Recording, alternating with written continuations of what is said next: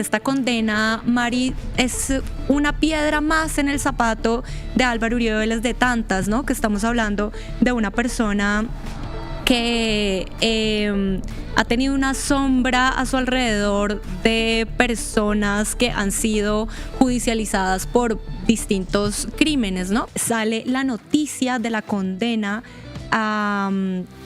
al hermano de Álvaro Uribe Vélez, Santiago Uribe, por paramilitarismo. Específicamente se le condena por concierto para delinquir agravado por la conformación de este grupo paramilitar de los 12 apóstoles, y también por homicidio agravado por el asesinato de un campesino conocido como Camilo Barrientos, un crimen que ocurrió en la década de 1990.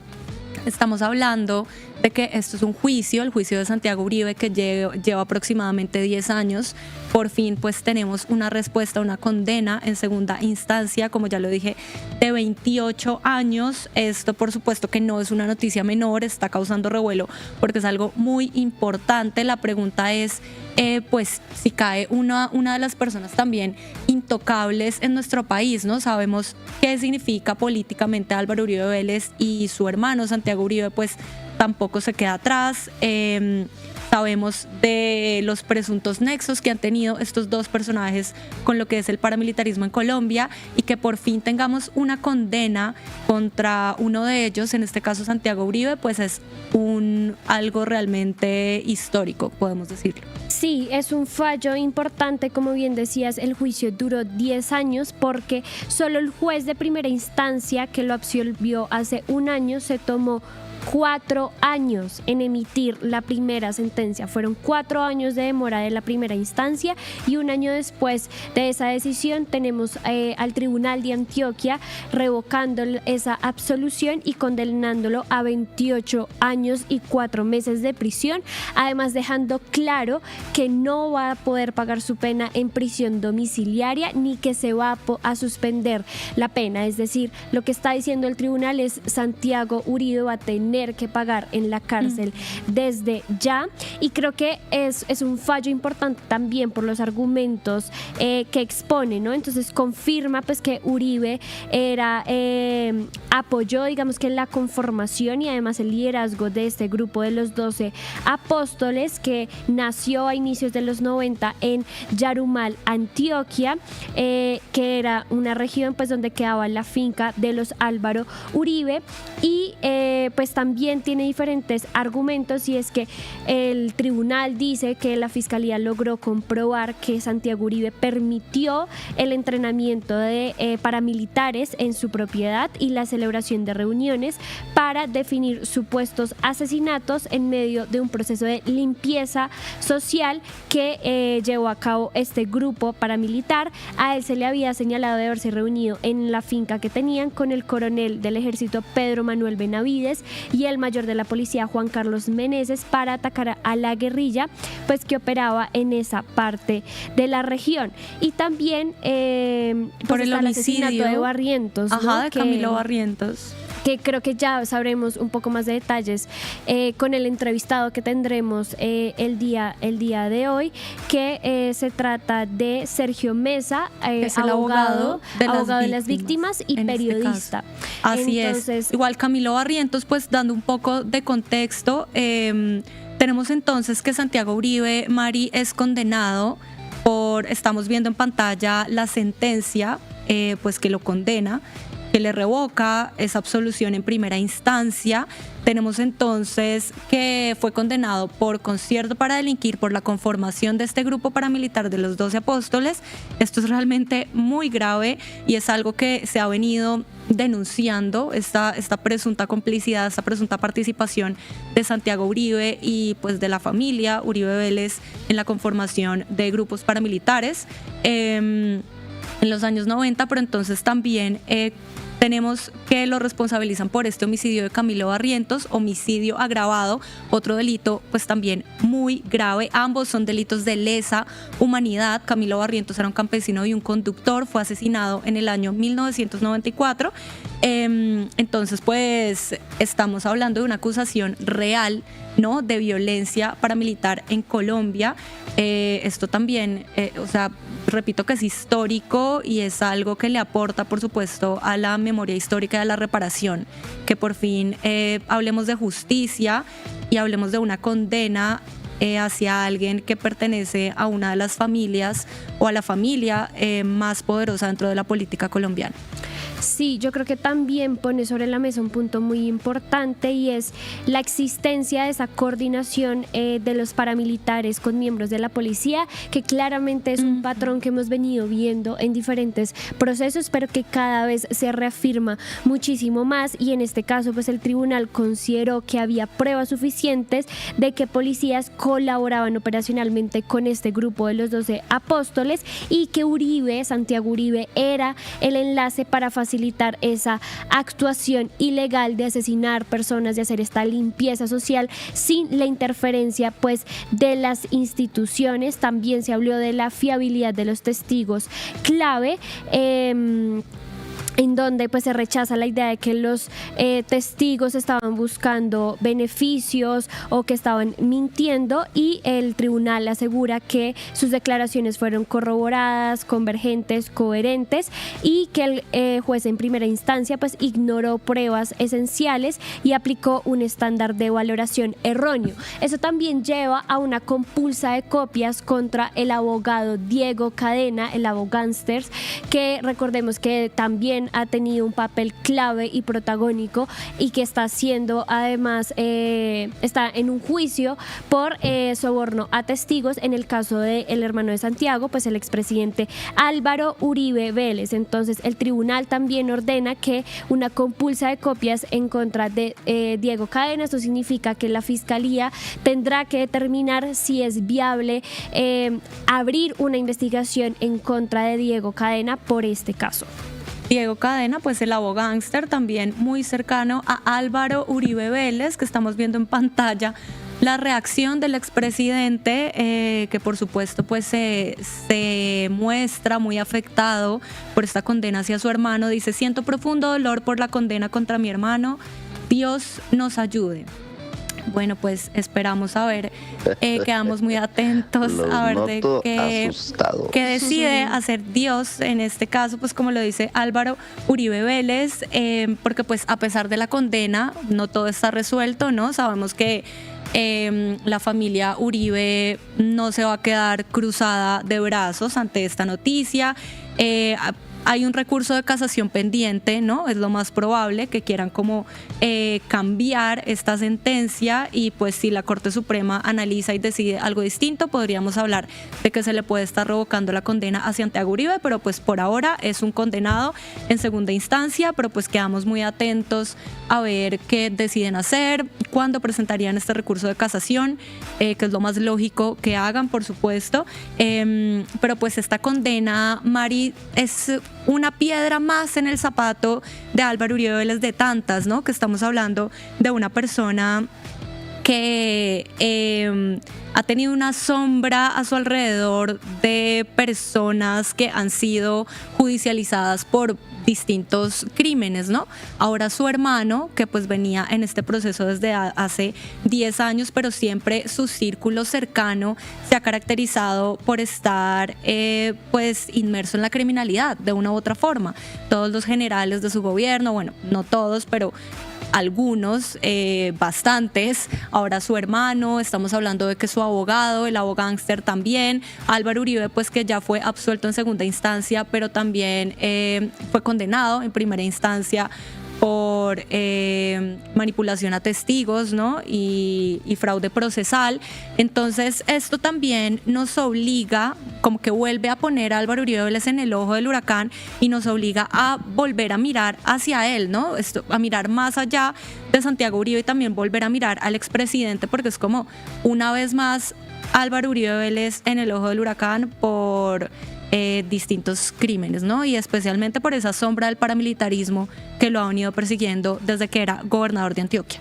Sí, yo creo que, y me pasó también con la condena en primera instancia a Álvaro Uribe, y es que siento que estos procesos y estas decisiones en contra de los hermanos Uribe Vélez nos estarían dando, y creo que solo son posibles en un gobierno como el actual, en un gobierno de izquierda, porque lo que hemos visto y lo que nos ha contado la historia es que por años han pasado estos casos en los que ha sido beneficiado, dilatado y no se han tomado decisiones de profundidad, decisiones en las que podemos estar de acuerdo o no, pero digamos que había una inoperancia y una lentitud de la justicia frente a estos casos que llevaban más de 10 años, y solo hasta ahora estamos viendo al menos la luz en términos de la justicia y de las decisiones de los tribunales.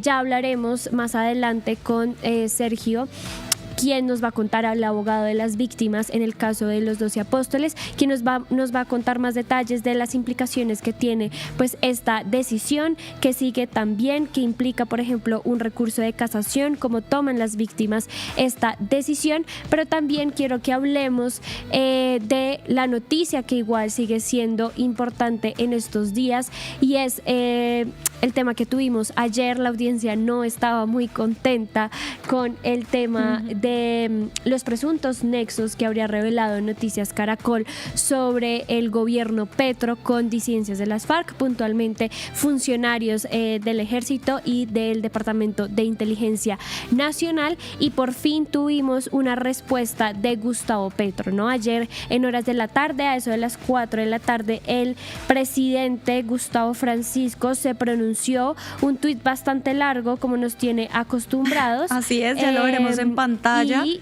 pues pero claramente si ahí, negando Mari, como lo que estaba sucediendo, incluso acusando al periodista de que esto, el periodista de Noticias Caracol, de que esto pues era un montaje, ¿no? De que lo era negó algo tajantemente, ¿no? Él, sí, ahí ya estamos viendo en pantalla, Mari, no sé si lo tengas ahí para leerlo. Sí, dice la importancia, espérate. ¿Puedo afirmar? Ah, es que puso otro. Es que puso dos larguísimos. Sí. El que estamos viendo en pantalla dice: puedo afirmar que las versiones de supuestos informes de inteligencia sobre Huertas y Wilmer son falsos. Se trata de querer purgar a las personas que me han ayudado a identificar oficiales del ejército corruptos. Varios casos como el robo de armas al ejército en La Guajira y precisamente la entrega a bandidos de permisos para hacer compañías de seguridad es gracias a eso. En la captura de escoltas oficiales presentes en donde están los bandidos que se capturan, hemos distinguido varias de estas compañías legales al mando de criminales. El negocio ha sido suspendido en mi gobierno y por eso reaccionan. Son miles de millones de pesos de sobornos que se detuvieron para frenar el uso del Estado para el paramilitarismo. En el gobierno de Duque la entrega de permisos legales a criminales fue masivo. El negocio se intentó perpetuar, pero lo detuve. Todas las agencias de inteligencia deben hacer públicos sus informes en tiempo prudencial. Los lazos entre oficiales del ejército y la policía deben cortarse de inmediato. La contrainteligencia es para detectarlos y no para hacer uso político de la información. Qué coincidencia que ahora denuncien a quienes vienen denunciando los nexos de la corrupción dentro de la fuerza pública. Bueno, acá el expresidente empieza como dando un contexto, ¿no? El presidente, perdón. Ya después viene ese tuit también en donde lo niega todo tajantemente, que era el que vamos a ver que tú nos tenías ahí, Mari. Sí, dice: Caracol ha cometido ya varios errores de esta magnitud y en algunos ha rectificado. Siempre tienen la misma fuente de un periodista que consideraba muy serio. La fuente del periodista es la CIA, que tiene la costumbre de tender redes para afectar a la opinión pública de acuerdo a los intereses del gobierno de su país en todo el mundo. Es una forma de exhibir poder extranjero dentro de los países. Con la CIA me reuní para recibir informes de oficiales corruptos a los que presté atención guardando prudencia sobre la veracidad de la información. El periodista no lo hace y ahí su responsabilidad. En aquella ocasión me hablaron del general Huertas, que no estaba en el ejército, y mencionaron posible relación con un grupo armado, pero mencionaron otro grupo diferente al de hoy. Por eso sé que el nuevo informe es falso. Esto está diciendo Petro, es como ya me habían llegado indicios de que Mejía estaría vinculado con un grupo armado, pero no serían las disidencias de las FARC como el informe dijo de Noticias Caracol. Investigué investigué lo que sucedió y determiné que la creencia de la CIA no era certera. Se trataba de un operativo contra el ELN que en el momento de ejecutarse fue saboteado por la presencia de un helicóptero en el lugar de los hechos que alertó al grupo armado. Mi investigación sobre los hechos determinó que el helicóptero era de la policía y no del ejército, con lo cual el general Huertas no tenía nada que ver.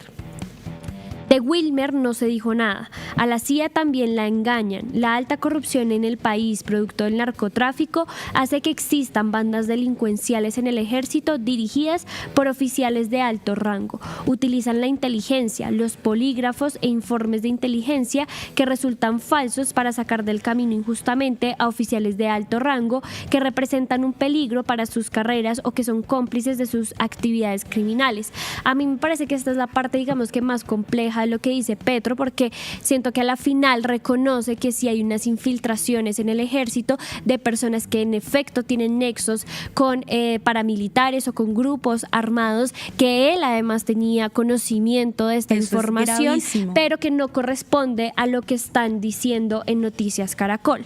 Luego dice, la CIA cae también en esos errores porque los norteamericanos aún no saben que el gran narcotráfico siempre penetra el poder político de la nación.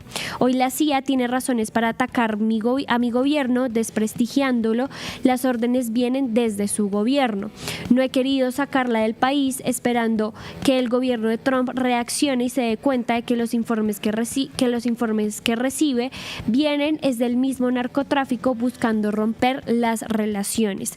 Narcos y altos dirigentes del gobierno norteamericano coinciden en su intención de derrocar el gobierno.